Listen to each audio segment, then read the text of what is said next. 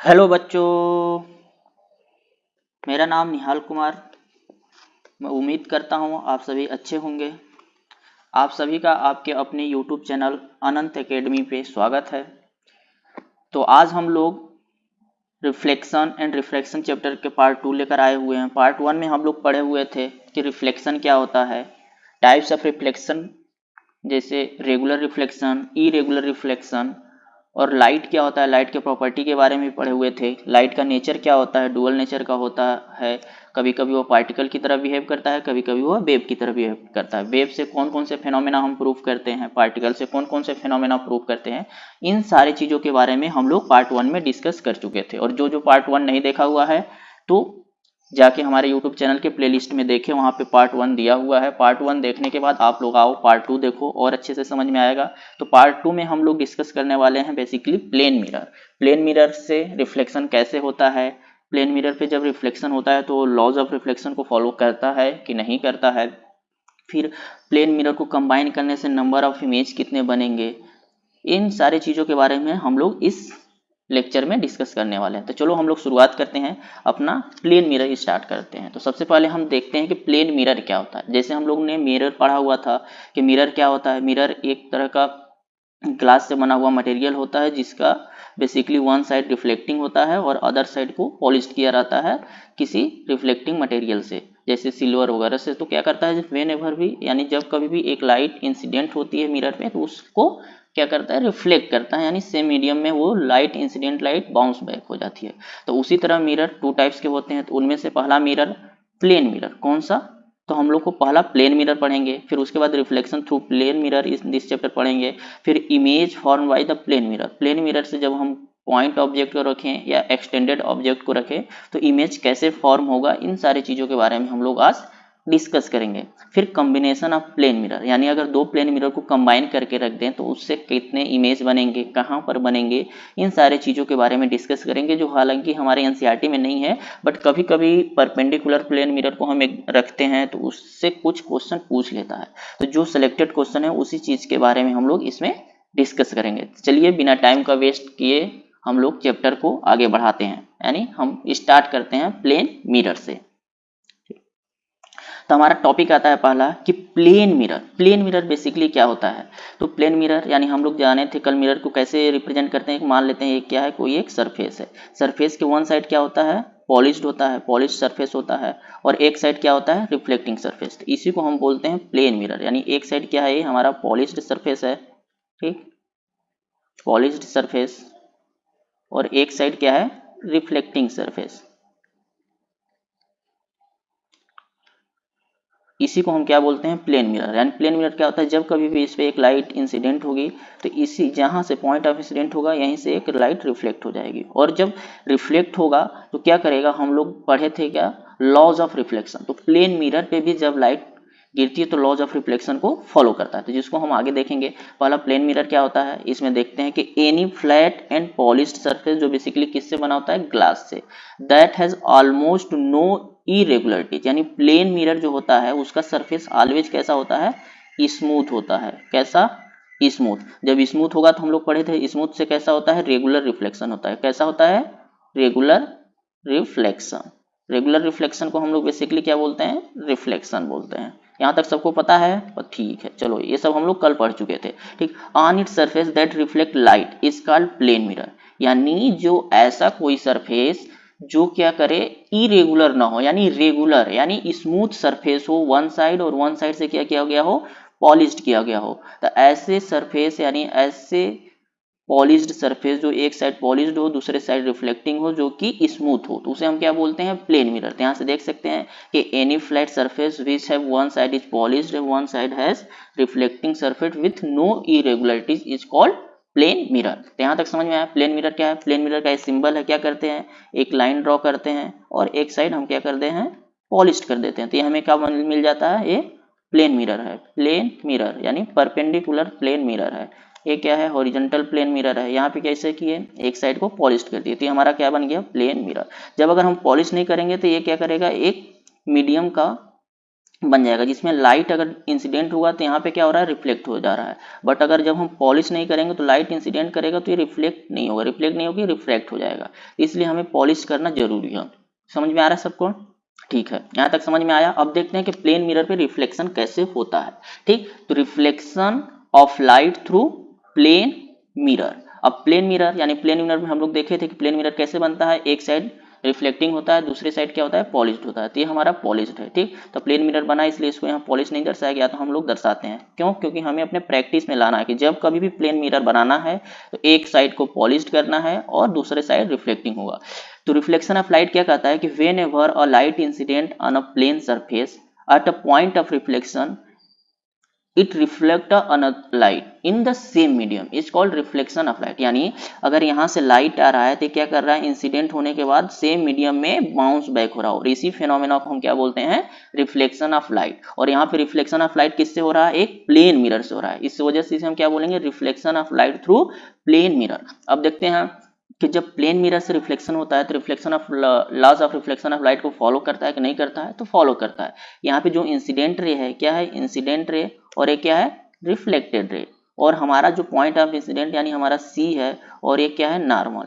ये तीनों क्या करते हैं, सेम प्लेन में लाइज करते हैं। तो हमारा जो फर्स्ट लॉ होता है, फर्स्ट लॉ ऑफ रिफ्लेक्शन क्या बोलता है कि incident ray, reflected ray and normal all lies in the same plane. तो यहाँ पे सेम प्लेन में लाई करता है, तो यानी हमारा फर्स्ट लॉ ऑफ रिफ्लेक्शन को भी फॉलो करता है। सेकेंड जब ऑब्जर्व किया गया तो जो इंसिडेंट एंगल होता है, जो कि नॉर्मल और इंसिडेंट रे के बीच में फॉर्म होता है, वो रिफ्लेक्टेड एंगल के बराबर होता है, यानी एंगल ऑफ रिफ्लेक्शन के बराबर होता है। तो यहाँ पे सेकेंड लॉ ऑफ रिफ्लेक्शन भी फॉलो होता है। तो हम कह सकते हैं कि incident angle is always equal to the reflected angle whenever the reflection take place from plane mirror. तो प्लेन मिरर से जब कभी भी रिफ्लेक्शन होगा तो दोनों लॉ को फॉलो करेगा। पहला लॉ क्या कहता है कि इंसिडेंट रे, रिफ्लेक्टेड रे और नॉर्मल तीनों सेम प्लेन में लाई करेगा। सेम प्लेन यानी अगर एक्स वाई प्लेन है तो तीनों एक्स वाई प्लेन में होंगे, जब वाई जेड प्लेन है तो वाई जेड में होंगे, और जेड एक्स प्लेन है तो जेड एक्स, यानी तीनों की तीनों सिर्फ एक ही प्लेन में होंगे, अलग अलग प्लेन में नहीं होंगे। उसके बाद क्या बोलता है कि जो इंसिडेंट एंगल बनेगा नॉर्मल और इंसिडेंट रे के बीच में, वो ऑलवेज इक्वल होगा angle of reflection. Angle of reflection के ऑलवेज इक्वल होगा इंसिडेंट एंगल। तो हम यहाँ तक समझ गए कि एंगल ऑफ इंसिडेंट क्या होता है, जो कि एंगल नॉर्मल और इंसिडेंट रे के बीच में बनता है उसे एंगल ऑफ इंसिडेंट बोलते हैं। जो एंगल नॉर्मल और रिफ्लेक्टेड रे के बीच में बनता है उसे हम एंगल ऑफ रिफ्लेक्शन करते हैं। और जब कभी भी रिफ्लेक्शन प्लेन मिरर से होता है तो दोनों ऑलवेज क्या होते हैं, इक्वल होते हैं। यानी ये दोनों लॉ व्हेन एवर, यानी जब कभी भी रिफ्लेक्शन होगा तो ये दोनों लॉ फॉलो होंगे। और एक ऐसा सरफेस होता है, हम लोग देखे थे कि सरफेस कैसा है, स्मूथ सरफेस है। यानी कैसा सरफेस है, स्मूथ। तो कौन सा रिफ्लेक्शन होगा, रेगुलर रिफ्लेक्शन होगा। कैसा रिफ्लेक्शन होगा, रेगुलर रिफ्लेक्शन। यानी अगर यहाँ से हम कोई दूसरा अगर पैरेलल इंसिडेंट रे अगर यहाँ पे कराएं तो यहाँ से जो रिफ्लेक्टेड रे होगा वो किससे पैरेलल होगा, जो प्रीवियस हमारा रिफ्लेक्टेड रे है उसके पैरेलल होगा। यानी पैरेलल, दोनों के बीच में एंगल जीरो, यानी डायरेक्शन सेम होगा। समझ में आ रहा है सबको? ठीक है, यहाँ तक समझ में आया? यहाँ तक किसी को कोई डाउट नहीं? तो हम देखते हैं कि अब तो हमें समझ में आ गया कि रिफ्लेक्शन प्लेन मिरर पे कैसे होता है। जब रिफ्लेक्शन होता है तो दोनों लॉ को फॉलो करता है। अब देखते हैं कि प्लेन मिरर से इमेज कैसे फॉर्म होता है, तो हमारा जो नेक्स्ट टॉपिक है, formation of image of point object and extended object through a plane mirror. अगर यहाँ पे मान लेते हैं कि कोई एक प्लेन मिरर है, ठीक है, क्या है, प्लेन मिरर है। अगर प्लेन मिरर के सामने अगर यहाँ पे हमारा कोई एक पॉइंट ऑब्जेक्ट है, पॉइंट ऑब्जेक्ट से इमेज कैसे बनेगा, तो इमेज कहाँ फॉर्म होता है, सबसे पहले हमें ये जानना पड़ेगा कि where image formation take place. क्या क्वेश्चन आता है हमारा, where image formation take place. ठीक, तो इमेज कहाँ बनता है, तो हमें सबसे पहले पता होना चाहिए कि इमेज उस पॉइंट पे बनता है जहां पे दो रिफ्लेक्टेड रे आपस में मिलती है या अपीयर टू मीट होती है, यानी प्रतीत होती है कि मीट कर रहा है। जैसे अगर यहाँ पे हम कोई सरफेस है, ठीक, सरफेस है, इस पे क्या हो रहा है, हमारा एक इंसिडेंट रे हुआ, ठीक। तो इंसिडेंट हुआ तो क्या करेगा, रिफ्लेक्ट करेगा, तो रिफ्लेक्ट किया, एक रे इधर चला गया, ठीक। तो इसको जब यहाँ से चला गया और यहाँ से हम मानते हैं कोई एक दूसरा लाइट रिफ्लेक्ट हुआ, जब परपेंडिकुलर रिफ्लेक्ट होता है तो एंगल ऑफ इंसिडेंट क्या हो जाता है यहाँ पे 0, तो उसी तरह रिफ्लेक्टेड रे भी क्या होगा 0, यानी दोनों पास को ट्रेस करेंगे। जब इसको एक्सटेंड करेंगे और इसको एक्सटेंड करेंगे तो एक पॉइंट पे मीट हो रहा है, इसी पॉइंट पे हमारा क्या होता है, इमेज फॉर्म होता है, अगर यहाँ पे ऑब्जेक्ट है तो, ठीक है। तो यानी एक ऐसा पॉइंट जहां पे दो रिफ्लेक्टेड रे आपस में मिलती हुई नजर आए, उसी पॉइंट पे हमारा इमेज बनता है, या रियल में मीट करें, यानी रियल में भी मीट कर सकते हैं। कैसे, अगर मान लेते हैं यहाँ से एक रिफ्लेक्टेड, यहाँ से इंसिडेंट रे आ रही है, ठीक, यहाँ से इंसिडेंट हुआ तो यहाँ से रिफ्लेक्ट हुआ, और एक यहाँ से इंसिडेंट हुआ और यहाँ से रिफ्लेक्ट हुआ, तो यहाँ पे दोनों क्या हुआ, एक इंसिडेंट रे यहाँ से रिफ्लेक्ट, तो यहाँ पे भी हमारा इमेज फॉर्म होगा, ठीक है। यहाँ पे अब इमेज नहीं फॉर्म हो सकता, क्यों, क्योंकि ये दोनों आपस में मिल नहीं रही हैं, यानी इनफाइनाइट तक चली जाएंगी बट एक दूसरे से मैच नहीं होगा। तो यहाँ पे इमेज क्या करेगा, यहाँ पे इमेज रियल बन जाएगा, रियल यानी सेम साइड, मिरर के सेम साइड ही बन जा रहा है, ठीक है। यानी ऐसा पॉइंट जहाँ पे दो रिफ्लेक्टेड रे आपस में मिलती हुई अपीयर हो, यानी अपीयर टू मीट हो या एक्चुअल में मीट हो, तो उसी पॉइंट पे क्या होता है, हमारा इमेज बनता है। आओ इसी कॉन्सेप्ट को यहाँ पे लगाते हैं। तो हमें क्या पता होना चाहिए, इमेज कहाँ फॉर्म होता है, इमेज वहां फॉर्म होता है जहां पे दो रिफ्लेक्टेड रे आपस में मिलती हो या मिलती हुई प्रतीत हो, यानी हमें दिखती हो, भले एक्चुअल में मीट ना हो, बट अगर वो एक्सटेंड करने के बाद मिल रही है तो उस पॉइंट पे भी इमेज बनेगा, और एक्चुअल में मिल रही है तो बनेगा ही, ठीक है। यहां तक समझ में आया। अब देखते हैं हमारा क्या है, प्लेन मिरर। प्लेन मिरर को हम एम से डिनोट कर रहे हैं। इधर क्या है, पॉलिश्ड सरफेस, और इधर क्या है, रिफ्लेक्टिंग सरफेस, और इधर पॉलिश्ड सरफेस। तो जब कभी भी हमें इमेज फॉर्म करना होता है तो हम इमेज क्या करते हैं, उस मिरर के फ्रंट में रखते हैं। तो जब फ्रंट में रखेंगे तो क्या होगा, यहाँ से रेज निकलेंगी।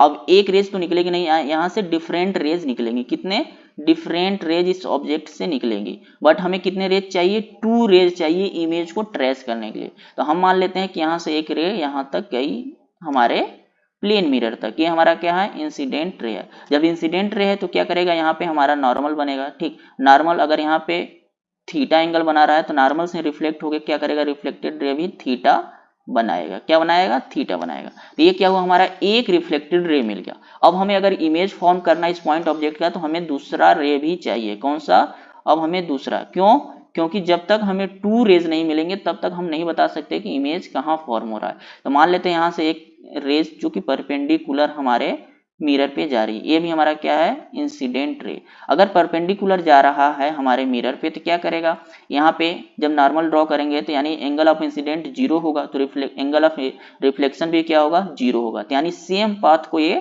ट्रेस करेगा। समझ में आ रहा है, नहीं आ रहा है, ठीक है। यहाँ देखते हैं क्या है, हमारा प्लेन मिरर है। क्या है, प्लेन मिरर है। जब यहाँ पे हम इंसिडेंट कराए किसी रे को, तो यहाँ से जब नॉर्मल ड्रॉ करेंगे तो क्या करेगा, इसी के साथ 0 डिग्री बना रहा है। तो अगर एंगल ऑफ इंसिडेंट ही हमारा 0 है तो एंगल ऑफ रिफ्लेक्शन क्या होगा, 0। क्यों, क्योंकि रिफ्लेक्शन थ्रू प्लेन मिरर क्या करता है, लॉज ऑफ रिफ्लेक्शन को फॉलो करता है। तो यहाँ से क्या आएगा, 0 आएगा। तो अगर यहाँ पे परपेंडिकुलर जब लाइट इंसिडेंट हुई तो रिफ्लेक्ट भी क्या होगा, परपेंडिकुलर होगा।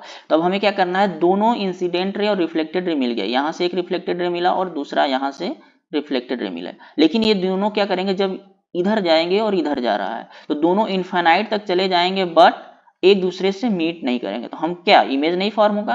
तो हम लोग 2 नियम पढ़े थे। पहला क्या, कि अगर दोनों रे एक्चुअल में मीट कर रही हो या अपीयर टू मीट हो, तो इस केस में भी क्या करता है, हमारा इमेज फॉर्म होता है। तो यहाँ एक्चुअल में तो एक दूसरे से मीट नहीं कर रही हैं, तो देखते हैं अपीयर टू मीट हो रहे हैं कि नहीं, यानी इमेज के पीछे। तो इमेज के पीछे जब एक्सटेंड करेंगे रिफ्लेक्टेड रे तो ये क्या होगा, स्ट्रेट एक्सटेंड होगा, और इधर से क्या आएगा हमारा, यानी यहाँ पे दोनों यानी रिफ्लेक्टेड रे आपस में क्या हो रही है, मीट हो रही है। तो इस जगह हमारा क्या बनेगा, अगर ये ऑब्जेक्ट है तो ये हमारा क्या होगा, इमेज होगा। यानी किसी भी पॉइंट ऑब्जेक्ट का इमेज कैसे प्लेन मिरर से टेक प्लेस होता है, वहां से क्या करेंगे, हम पॉइंट ऑब्जेक्ट से 2 रे को इंसिडेंट कराएंगे हमारे प्लेन मिरर पे। जब 2 रे को इंसिडेंट कराएंगे तो क्या होगा, 2 रिफ्लेक्टेड रे मिलेगी, और 2 रिफ्लेक्टेड रे क्या करेंगे, प्लेन के बाहर अपीयर टू मीट होंगे। तो जहां पे अगर मिलते हुए प्रतीत होंगे उसी पॉइंट पे हमारा इमेज क्या करेगा, फॉर्म होगा। क्या होगा, इमेज फॉर्म होगा। यहां तक समझ में आया। ये क्या था हमारा पॉइंट ऑब्जेक्ट, कैसा था,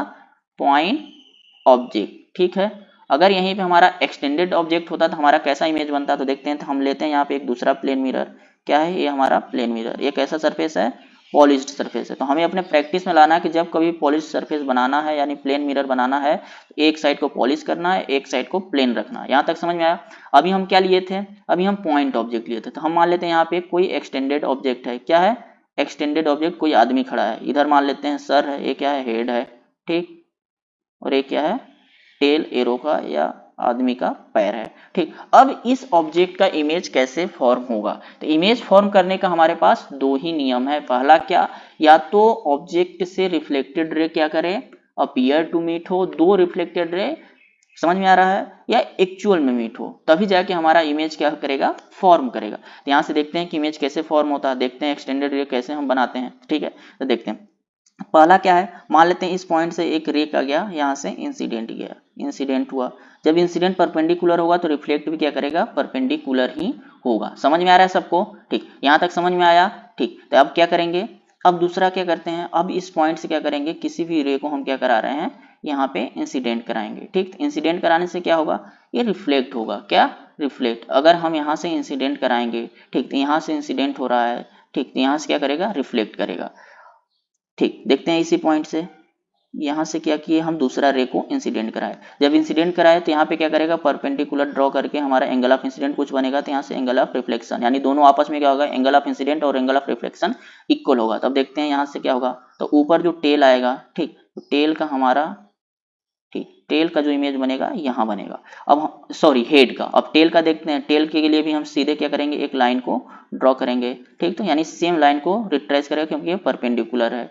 अब उसी तरह हम यहाँ पे भी एक एंगल ऑफ इंसिडेंट करते हैं, यानी रे को इंसिडेंट कराते हैं, तो यहाँ से हमारा एंगल ऑफ रिफ्लेक्शन यानी रिफ्लेक्टेड रे मिलेगा सेम एंगल पे। तो यहाँ से भी देखते हैं तो हमारा क्या आ जाएगा, यहाँ पे हमारा हेड आ रहा है और यहाँ पे हमारा टेल, यानी इस तरह क्या होगा, हमारा एक्सटेंडेड ऑब्जेक्ट का इमेज फॉर्म होगा। जब कभी भी क्वेश्चन में देगा कि एक्सटेंडेड ऑब्जेक्ट का रे डायग्राम बनाओ, तो हमें इस रे डायग्राम को बनाना होगा। जब पॉइंट ऑब्जेक्ट का रे डायग्राम बनाना है तो हमें इससे ड्रॉ करना पड़ेगा। दोनों क्वेश्चन में क्या पूछता है कि what do mean by plane mirror and how the image formation take place through the plane mirror. तो प्लेन मिरर से इमेज कैसे फॉर्मेशन होता है, पहला हमारा पॉइंट ऑब्जेक्ट का देख लिया। पॉइंट ऑब्जेक्ट इमेज फॉर्म करने के दो नियम होते हैं। पहला क्या कि या तो एक्चुअल में टू रिफ्लेक्टेड रे मीट करते हो इस एक पॉइंट पे, या दोनों क्या करें, अपीयर टू मीट हो, यानी एक्चुअल मीट ना हो रहे हो फिर भी हमें अपीयर टू मीट होते हो, तो उस पॉइंट पे इमेज फॉर्म होता है। तो पहला पॉइंट ऑब्जेक्ट के लिए दो रे करेंगे, एक परपेंडिकुलर जो कि खुद के पाथ को ट्रेस करेगा, क्यों, क्योंकि इस केस में एंगल ऑफ इंसिडेंट और एंगल ऑफ रिफ्लेक्शन दोनों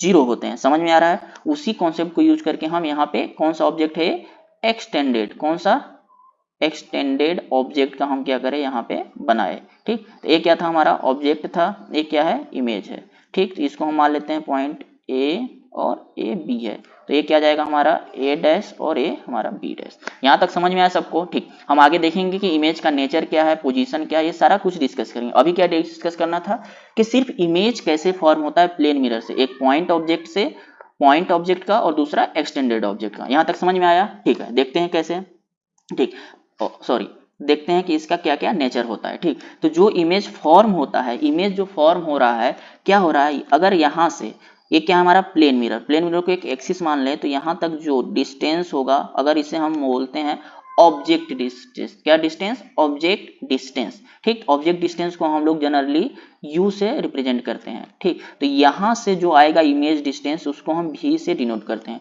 तो दोनों जो डिस्टेंस होगा बराबर होगा, यानी magnitude of u equal to magnitude of v। क्यों, क्योंकि हम आगे पढ़ेंगे साइन कन्वेंशन, जब मिरर के लेफ्ट में जाते हैं या मिरर के राइट में जाते हैं तो उस टाइम डायरेक्शन चेंज होता है। तो हम लोग क्या साइन कन्वेंशन मानते हैं कि in the direction of incident ray को हम पॉजिटिव लेते हैं और in the direction of opposite to the incident ray negative लेते हैं। तो यहाँ पे क्या रहा है, इंसिडेंट रे का डायरेक्शन क्या है, राइट है, तो राइट वाले क्वांटिटी को हम पॉजिटिव लेंगे, यानी v पॉजिटिव हो जाएगा, u नेगेटिव।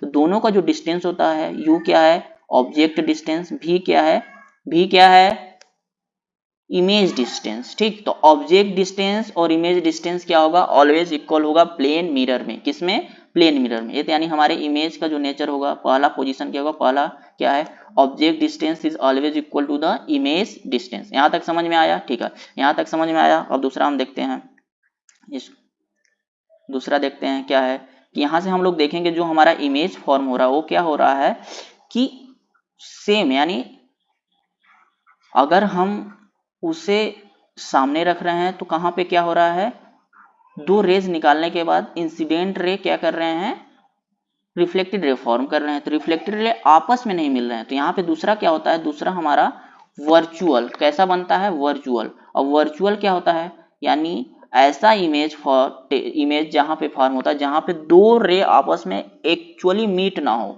तो उस नेचर को हम क्या बोलते हैं, वर्चुअल नेचर का। ठीक, किस नेचर का, वर्चुअल नेचर। मतलब यहाँ पे क्या हुआ, रिफ्लेक्टेड रे किसी एक इन्फिनिटी डायरेक्शन में जा रहा है, यहाँ पे किसी दूसरे डायरेक्शन में, आपस में मीट नहीं हो रही है। बट यहाँ पे क्या हो रहा है, अपीयर टू मीट, अपीयर यानी वर्चुअली मीट हो रहे हैं, एक्चुअल में मीट नहीं हो रहे हैं, यानी रियल में मीट नहीं हो रहे हैं। ठीक, तो इसलिए ऐसे इमेज को क्या बोलते हैं, वर्चुअल बोलते हैं। और वर्चुअल के साथ एक फ्री में हमें मिलता है इरेक्ट। क्या मिलता है, इरेक्ट। अब इरेक्ट क्या होता है, नहीं समझ में आया। ठीक, अगर हमारा कोई ऑब्जेक्ट अपवर्ड है, ठीक, तो जो इमेज, ये अगर ऑब्जेक्ट है, यहाँ पे हमारा प्लेन मिरर आ गया, ठीक, तो ऑब्जेक्ट का जो इमेज बनेगा ए भी क्या बनेगा, अपवर्ड डायरेक्शन में। यानी यहाँ पे ए है तो यहाँ पे भी हमारा ए डैश आएगा, यहाँ पे बी है तो यहाँ पे भी बी डैश आएगा। इसी चीज को क्या बोलते हैं, इरेक्ट बोलते हैं। क्या बोलते हैं, इरेक्ट बोलते हैं। अब इन्वर्टेड क्या होता है, अगर ये सीधा अपवर्ड बन रहा है तो इमेज हमारा डाउनवर्ड बनेगा। समझ में आ रहा है, इस चीज को हम क्या बोलते हैं, इन्वर्टेड बोलते हैं। बट यहाँ पे इसे क्या बोलते हैं, इरेक्ट। तो जो हमारा प्लेन मिरर इमेज फॉर्म होता है उसमें क्या होता है, वर्चुअल होता है। वर्चुअल मतलब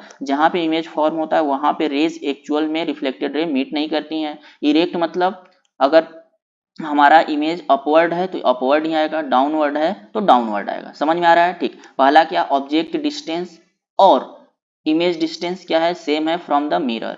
और नेचर क्या होता है, वर्चुअल और इरेक्ट। यहां तक समझ में आया। और दूसरा क्या, कि जो हाइट होता है ऑब्जेक्ट का वो हमारे इमेज के हाइट से बराबर होता है। यानी height of object is always equal to height of image. ये भी क्या होता है, हमारा प्लेन मिरर का प्रॉपर्टी है कि जब प्लेन मिरर से इमेज बनता है तो पहला इमेज का पोजीशन क्या होता है, जितने दूरी पे हमारा ऑब्जेक्ट होता है। दूसरा वो वर्चुअल और इरेक्ट नेचर का हो। और तीसरा जो हाइट ऑफ ऑब्जेक्ट होता है वही हाइट ऑफ इमेज के बराबर होता है। ठीक है, यहाँ पे मॉड में हम क्यों लेते हैं, क्योंकि साइन कन्वेंशन हम आगे यूज करेंगे तो हम अपने हैबिट में लिखने का प्रैक्टिस करते जा रहे हैं कि जो हाइट ऑफ ऑब्जेक्ट होगा वो हाइट ऑफ इमेज के बराबर होगा। क्यों, जब प्लेन मिरर से ऊपर यानी जो एक्सिस होता है प्रिंसिपल एक्सिस उसके ऊपर हम पॉजिटिव लेते हैं, नीचे निगेटिव। इस केस में निगेटिव तो आता नहीं है। क्यों, क्योंकि इरेक्ट ऑलवेज बनता है।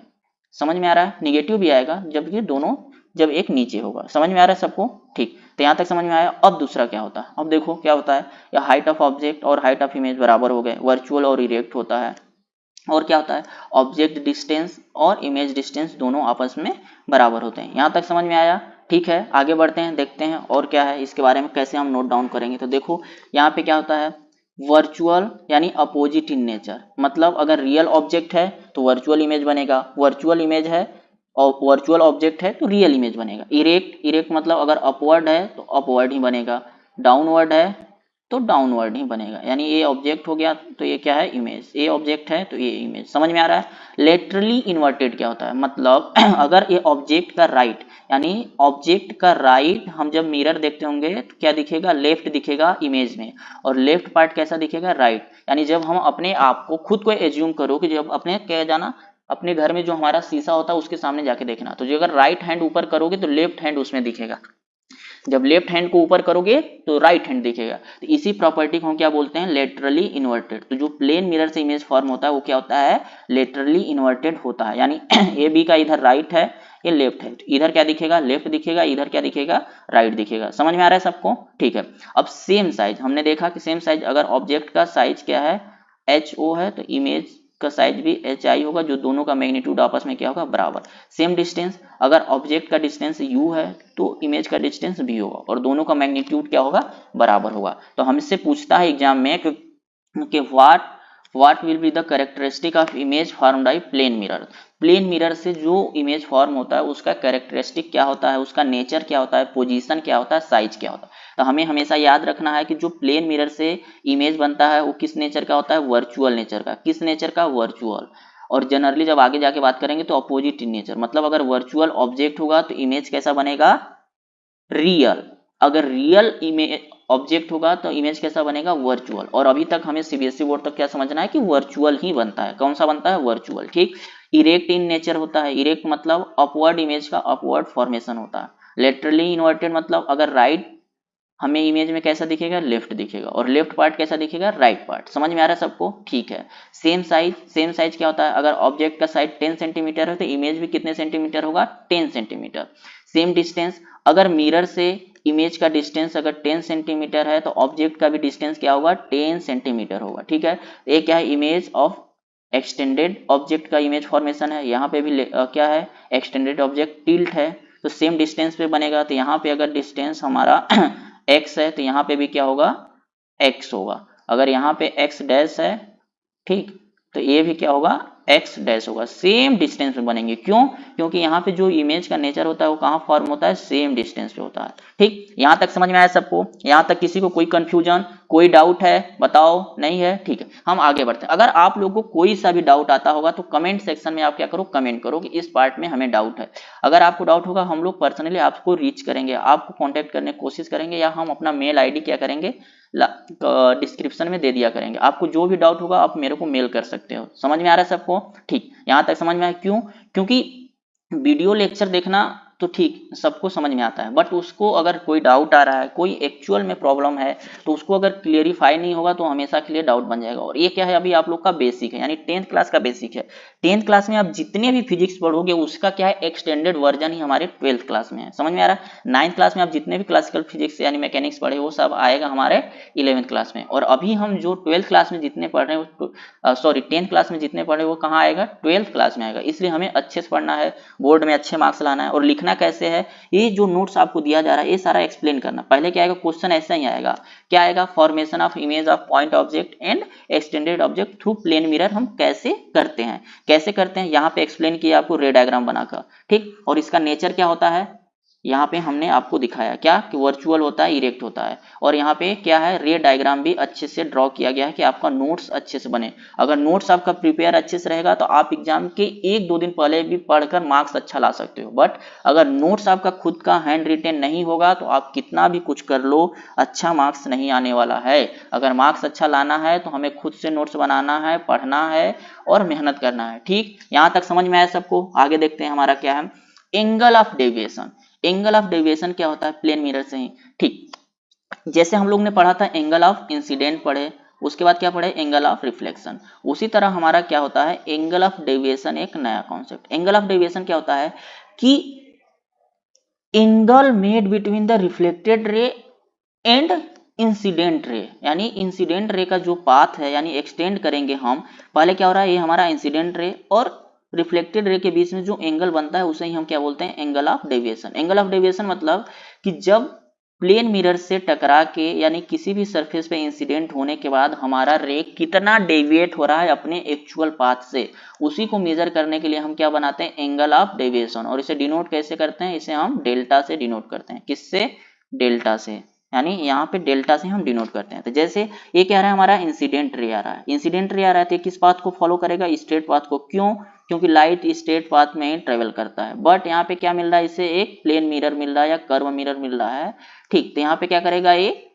रिफ्लेक्ट होगा। क्यों, क्योंकि सरफेस पे टकराने के बाद लाइट क्या करता है, बाउंस बैक करता है सेम मीडियम में। तो सेम मीडियम में इधर गया, ठीक। तो ये क्या है, हमारा रिफ्लेक्टेड रे है, ये क्या है, हमारा इंसिडेंट रे है, ठीक। तो इंसिडेंट रे रिफ्लेक्टेड रे से कितना डेविएट हुआ है उसी को हम क्या बोलते हैं, एंगल ऑफ डेविएशन। तो यहाँ पे क्या है, डेल्टा हमारा एंगल ऑफ डेविएशन। अब डेल्टा का वैल्यू क्या होगा, ठीक। अब क्या कर रहा है, ये स्ट्रेट रे यानी जब यहाँ पे एंगल फॉर्म होगा कितने डिग्री बनाता है, 180 डिग्री बनाता है, ठीक। लेकिन 180 डिग्री में हमें क्या दिख रहा है कि एंगल ऑफ इंसिडेंट और एंगल ऑफ रिफ्लेक्टेड क्या है, उसमें पार्टिसिपेट नहीं कर रहे हैं डेविएशन में। तो हमारा माइनस हो जाएगा angle of incidence plus angle of reflection. समझ में आ रहा है। लेकिन angle of laws of reflection क्या बोलता है कि angle of incidence is always equal to angle of reflection. समझ में आ रहा है, यानी दोनों बराबर है, या तो एंगल ऑफ इंसिडेंट लिख लो या एंगल ऑफ रिफ्लेक्शन। तो मान लेते हैं हमारा, तो यहाँ से क्या आ जाएगा 180 माइनस एंगल ऑफ इंसिडेंट, दोनों को लिख लेते हैं, ठीक, आई प्लस आई। तो यहाँ से क्या हो जाएगा 2i। तो हमारा 180 minus 2 angle of incident,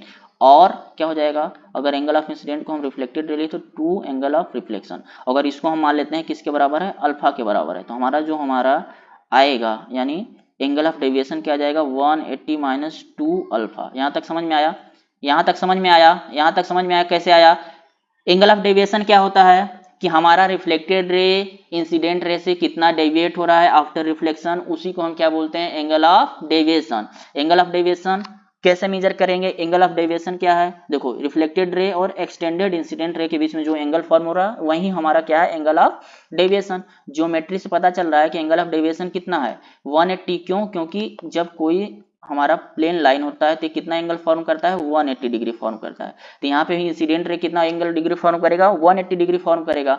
but उसमें क्या हो रहा है, एंगल ऑफ इंसिडेंट और रिफ्लेक्टेड पार्टिसिपेट नहीं कर रहे हैं एंगल ऑफ डेविएशन में, तो माइनस हो जाएगा। तो angle of incident minus angle of reflection, तो यहाँ से हमारा जो एंगल ऑफ डेविएशन का फार्मूला क्या आएगा, 180 माइनस 2 अल्फा। अल्फा क्या है, या तो एंगल ऑफ इंसिडेंट है, ठीक, या एंगल ऑफ रिफ्लेक्शन। यहां तक समझ में आया। सेम प्लेन मिरर के भी केस में एंगल ऑफ डेविएशन क्या आएगा, वही 180 माइनस 2 अल्फा। अल्फा क्या हो जाएगा हमारा, एंगल ऑफ इंसिडेंट या एंगल ऑफ रिफ्लेक्शन। यहां तक समझ में आया एंगल ऑफ डेविएशन क्या होता है, ठीक, यहां तक समझ में आया। देखते हैं इसका डिफिनेशन क्या है। देखो डिफिनेशन क्या है कि the angle between the direction of incident and reflected ray light rays is known as angle of deviation, यानी डायरेक्शन ऑफ इंसिडेंट रे। यहाँ पे इंसिडेंट रे के बीच में नहीं है, angle, the angle between the direction of incident and reflected light, यानी angle of, यहाँ पे क्या है, डायरेक्शन ऑफ इंसिडेंट रे, ये क्या है, रिफ्लेक्टेड रे। इन दोनों के बीच में जो एंगल फॉर्म हो रहा है इसे हम क्या बोलते हैं, एंगल ऑफ डेविएशन। इसे क्या बोलते हैं, एंगल ऑफ डेविएशन। ये क्या है हमारा इंसिडेंट रे, ये क्या है हमारा रिफ्लेक्टेड रे, ये क्या है नॉर्मल। यहाँ पे भी ये क्या है नॉर्मल। रिफ्लेक्टेड रे और डायरेक्शन ऑफ इंसिडेंट रे के बीच में जो एंगल फॉर्म हुआ, यानी रिफ्लेक्टेड रे हमारे डेविएशन से, हमारे इंसिडेंट रे से कितना डेविएट हो रहा है, उसी को क्या बोलते हैं, angle of deviation. Angle of deviation का फार्मूला हम लोग डिराइव किए, पाई माइनस क्या होता है 2 अल्फा। अल्फा क्या होता है, या तो हमारा इंसिडेंट एंगल हो जाएगा या तो हमारा रिफ्लेक्टेड एंगल। समझ में आया। तो हमें याद रखना है कि angle of deviation find out करना है, तो डेल्टा इक्वल टू क्या होता है 180 माइनस 2 अल्फा। अल्फा क्या होगा, एंगल ऑफ इंसिडेंट या एंगल ऑफ रिफ्लेक्शन। ये हमको सबको याद रखना है। ये हमारे एनसीईआरटी में वैसे बेसिकली नहीं है, बट कभी कभी पूछ लेता है डेफिनेशन के एंगल ऑफ डेविएशन क्या है। The angle form between the direction of incident रे एंड रिफ्लेक्टेड रे is called angle of deviation and it is given by delta and its value is 180 degree minus 2 alpha। समझ में आ रहा है, ठीक। अगर यहाँ पे इंसिडेंट रे हमारा अगर यहाँ पे हो जाएगा 45 डिग्री, तो हमारा एंगल ऑफ डेविएशन क्या होगा 180 माइनस 245, तो यहाँ से क्या आ जाएगा हमारा 90 डिग्री। 90 डिग्री क्या होगा, एंगल ऑफ डेविएशन। क्या होगा, एंगल ऑफ डेविएशन। यहाँ तक समझ में आ रहा है, ठीक है। हम आगे पढ़ते हैं, ठीक। तो हमारा जो प्लेन मिरर में यहाँ तक ही हमारे सीबीएसई बोर्ड में, आगे हमारा जो टॉपिक आता है रोटेशन ऑफ प्लेन मिरर। अगर प्लेन मिरर को अगर हम थीटा डिग्री से रोटेट कर रहे हैं, तो यानी हमारा इंसिडेंट एंगल क्या हो गया, थीटा डिग्री से रोटेट हो गया। यानी इंसिडेंट एंगल रोटेट कितने से हुआ, थीटा। तो जो हमारा रिफ्लेक्टेड एंगल होगा वो 2 थीटा से रोटेट होगा। समझ में आ रहा है। तो ये हमारे रोटेशन ऑफ प्लेन मिरर के टॉपिक में आएगा इन डेप्थ, जब हम फाउंडेशन या आईआईटी जेईई का और नीट का जब सीरीज लाएंगे उसमें आप लोग को एक सब एक्सप्लेन किया जाएगा। तो अभी बस बेसिक हमें समझना है कि रोटेशन ऑफ प्लेन मिरर में क्या होता है, ठीक। जब हम प्लेन मिरर को थीटा डिग्री से रोटेट करेंगे तो हमारा जो इंसिडेंट रे जो रोटेट हो जाएगा 2 थीटा से रोटेट होगा।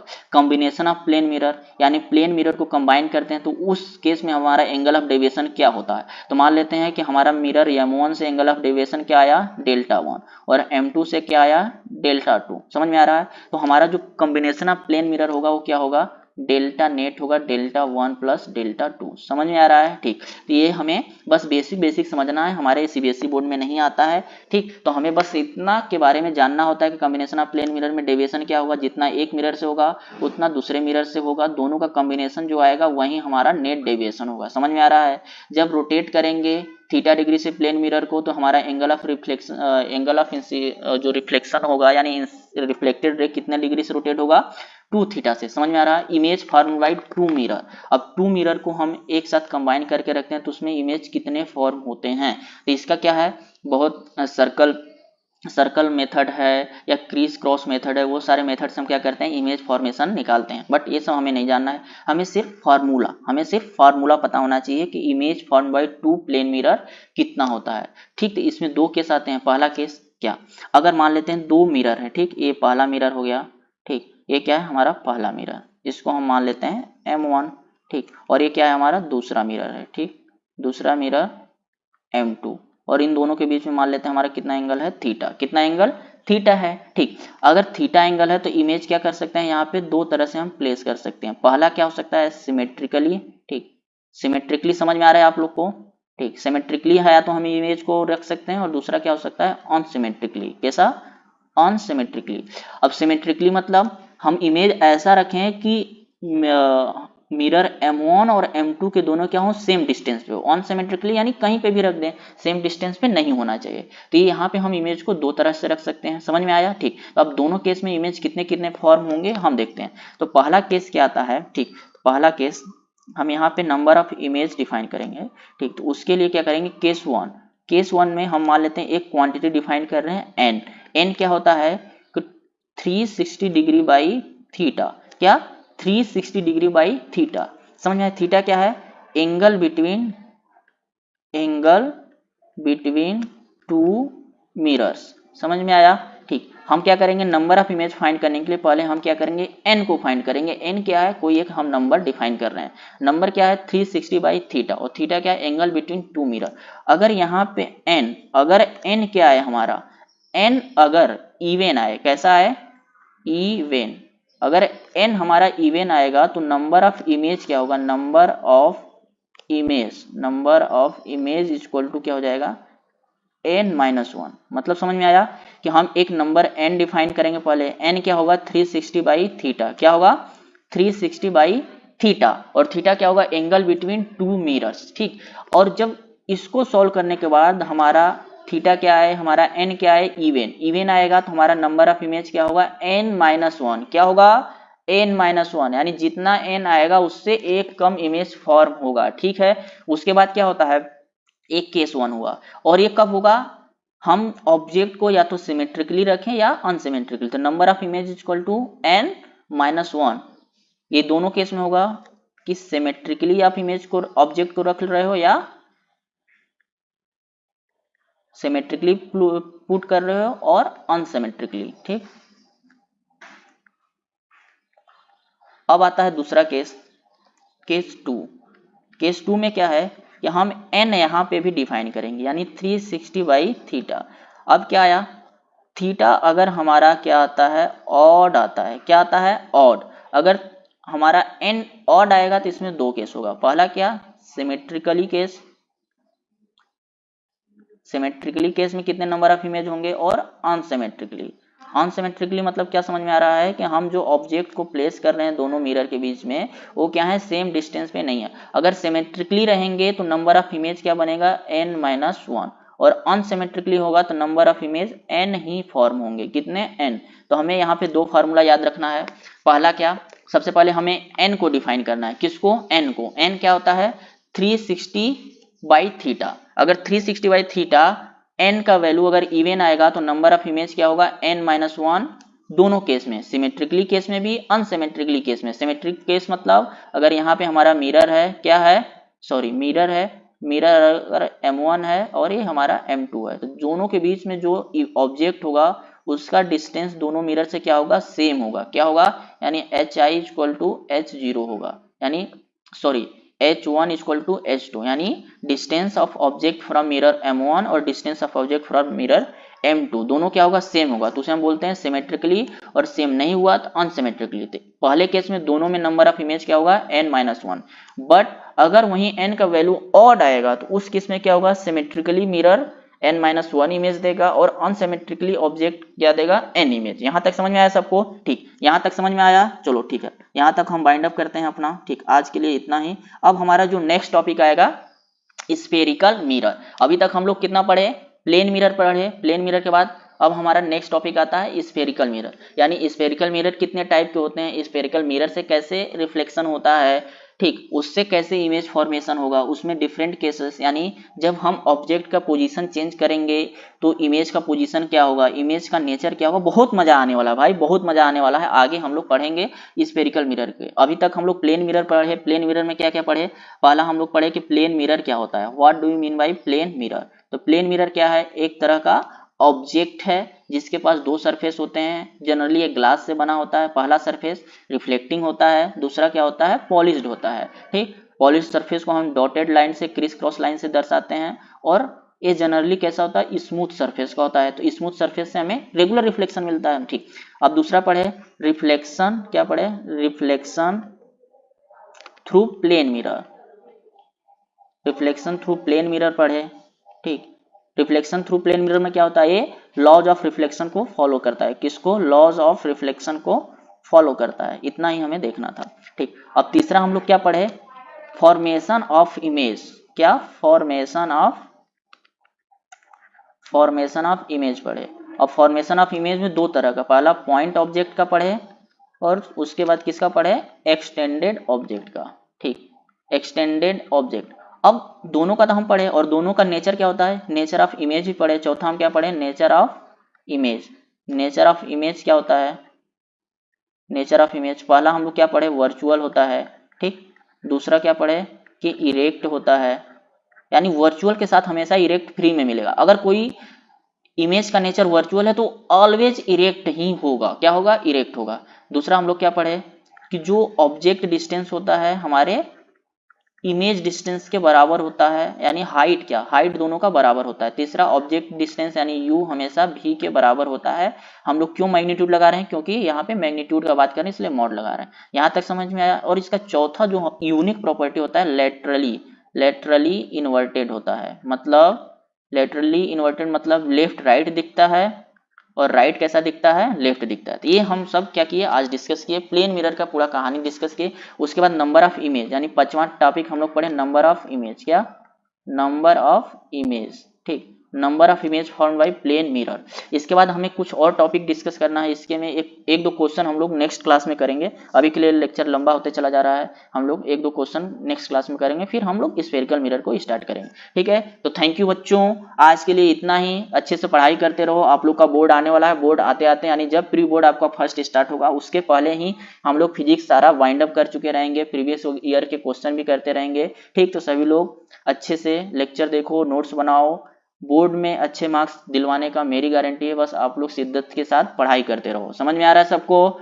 ठीक है, बाय बाय बच्चों। अगर लेक्चर रियली पसंद आ रहा होगा, समझ में आ रहा होगा, तो हमारे चैनल को सब्सक्राइब करो, बेल नोटिफिकेशन को ऑन करके रखो, क्योंकि जैसे ही नया लेक्चर आएगा आपको पता चल सके। वैसे जनरली हम लोग रोज एक लेक्चर यानी डालने का कोशिश करें कि आपका भी कंटिन्यूटी बने रहे और हमारा भी कंटिन्यूटी बने रहे। पसंद आए तो लाइक करो। ठीक है, बाय बच्चों, बाय बाय बाय।